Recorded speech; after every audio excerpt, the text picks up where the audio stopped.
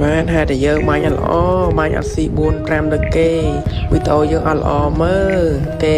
អូរំលងចឹងហើយបើវីដេអូអប្រូដែលគាត់ល្បីហើយរឹកណាចុចបាក់ដៃចោលហើយបើអ្នកអត់រឹកវិញណាអូរំលងវីដេអូគ្នាចោលបាទហ្នឹងហើយដែលខ្ញុំចង់និយាយថាអប្រូមួយចំនួនគឺអញ្ចឹងគាត់ចូលចិត្តគាត់ជួយចិត្តតែរឹកទេគាត់មិនដែលថាចូលចិត្តអ្នកល្អហើយអត់រឹកទេបាទ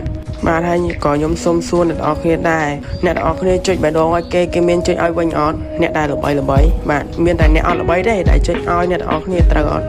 បើត្រូវជួយ comment នៅខាងក្រោមប្រាប់ខ្ញុំមកដឹងផងខ្ញុំហើយចំពោះខ្ញុំវិញណាខ្ញុំមិនដែលថារឹកដាក់គេម្ដងណាទេបាទហើយបើអ្នកថាខ្ញុំរឹកជួយ comment នៅខាងក្រោមប្រាប់ខ្ញុំផងហើយបើអ្នកថាខ្ញុំអត់រឹកវិញណា comment នៅខាងក្រោមប្រាប់បានដូចគ្នា